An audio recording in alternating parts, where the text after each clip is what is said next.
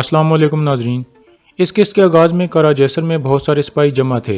इतने में अंदर से वसूलियत निकल कर आता है और उनसे एक पुरजोश खिताब करता है और आखिर में कहता है, या तो हम लड़कर फतह हासिल करेंगे और इज्जत वाली ज़िंदगी गुजारेंगे, या फिर हम लड़ते हुए एक शर्फ वाली मौत मरेंगे।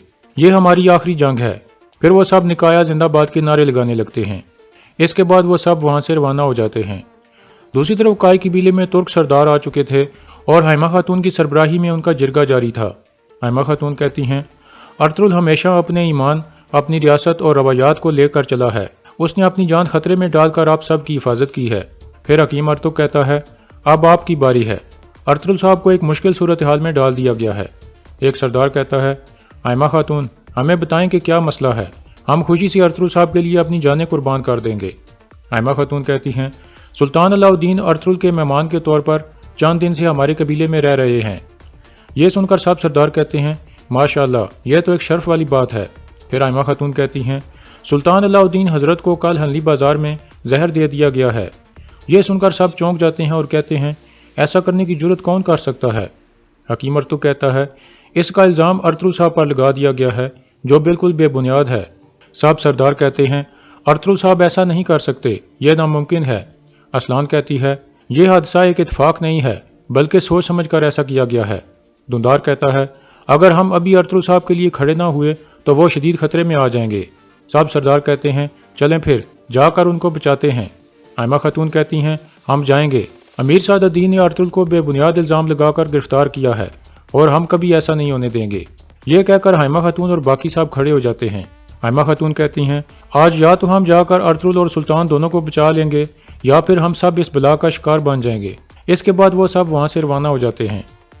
दूसरी तरफ हनली बाजार में इब्नुल अरबी अभी तक अल्लाह से दुआ मांग रहे थे और कहते हैं, यार अब आप बहुत रहमदिल हैं, आपके अलावा कौन है जो इनको बचा सकता है। आप इस गुलाम को शफा अता फरमाएं जो आपके रास्ते पर चलते हुए दुश्वारी का सामना कर रहा है। अपने पैगंबर के सदके हमारी दुआएं कबूल फरमा।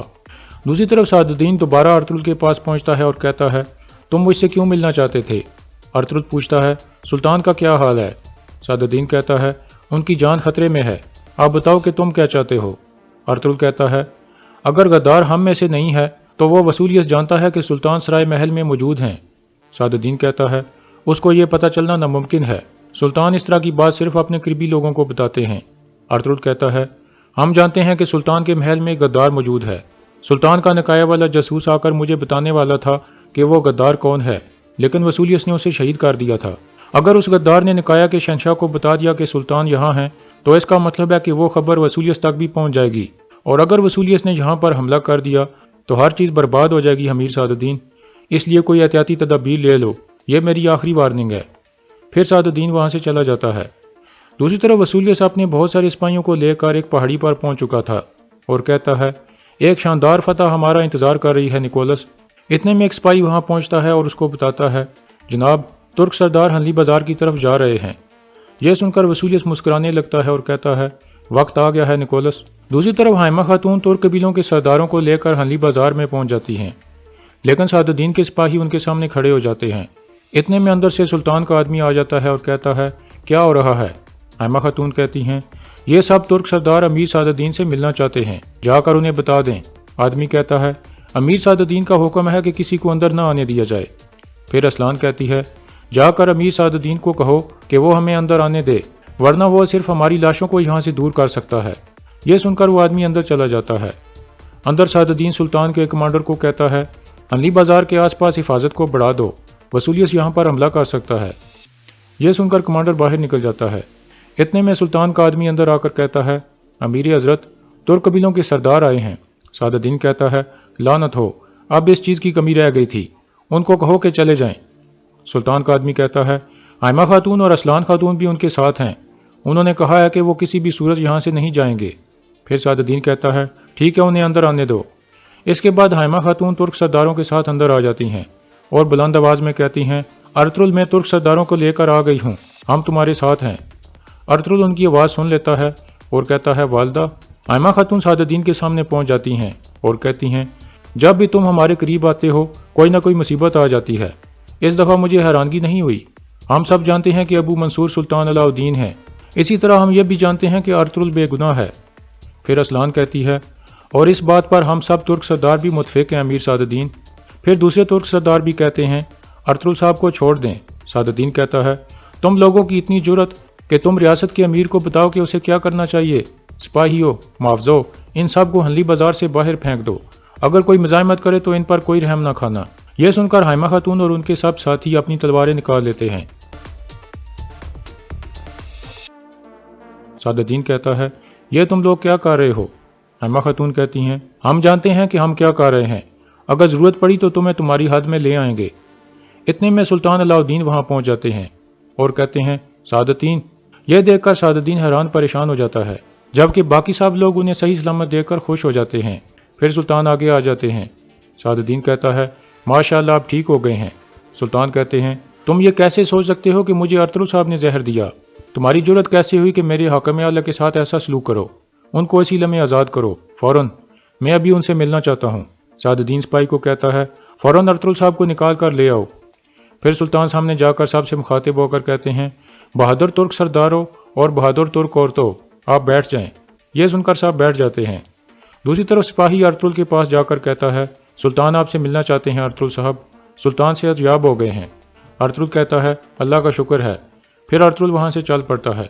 दूसरी तरफ सुल्तान कहते हैं एक दफ़ा फिर ये वाजे हो गया है कि अर्तुगरुल साहब की आप लोग कितनी इज्जत करते हैं। अमीर सादुद्दीन ने मेरी वजह से परेशान होकर ऐसा कदम उठाया। मैं जानता हूँ कि अर्तुगरुल साहब बेगुनाह हैं। इतने में अर्तुगरुल भी वहां पहुंच जाता है। सुल्तान कहते हैं आओ अर्तुगरुल साहब बैठो।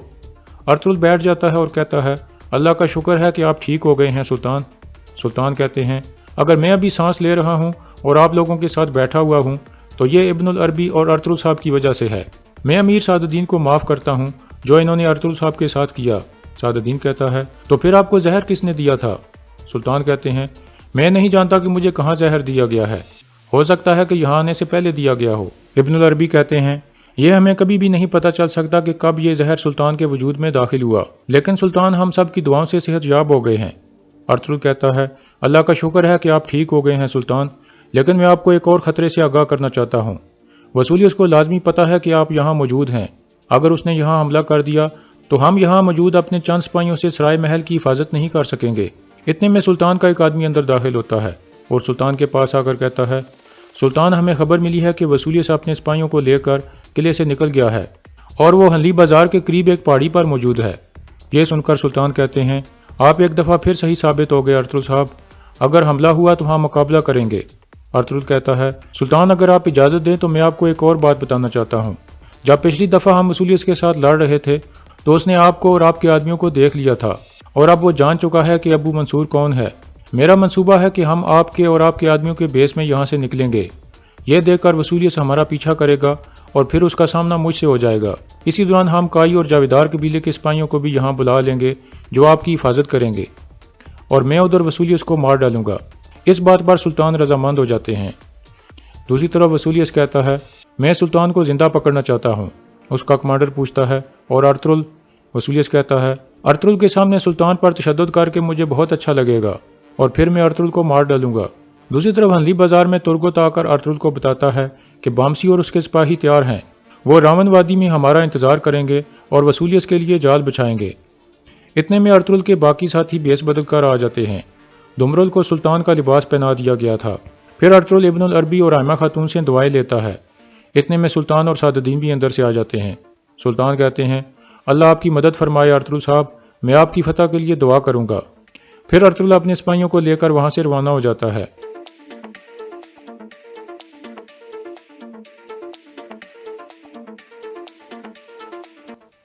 दूसरी तरफ वसूलियस भी आगे बढ़ने के लिए तैयार था और अपने सिपाहियों को जोश दिला रहा था। इतने में उसका एक सिपाही वहां पहुंचता है और कहता है जनाब सुल्तान और उसके आदमी हनली बाजार से निकल गए हैं। अर्तुगरुल भी उनके साथ है, मैंने अपनी आंखों से देखा है। कमांडर कहता है उन्हें पता चल गया है कि हम यहाँ हैं वसूलियस, इसलिए वो सुल्तान को दूर ले जाना चाहते हैं। वसूलियस कुछ देर सोचने के बाद कहता है हम कुछ सिपाही यहाँ छोड़ेंगे, उनकी रहनुमाई तुम करोगे और मैं अर्तुगरुल और सुल्तान के पीछे जाऊंगा। इसके बाद वसूलियस आधे सिपाहियों को अपने साथ लेकर वहां से चल पड़ता है। दूसरी तरफ अर्तुगरुल और उसके साथी घोड़ों पर सवार होकर रवाना थे। उधर वसूलियस और उसके सिपाही भी अपने घोड़े भगा रहे थे।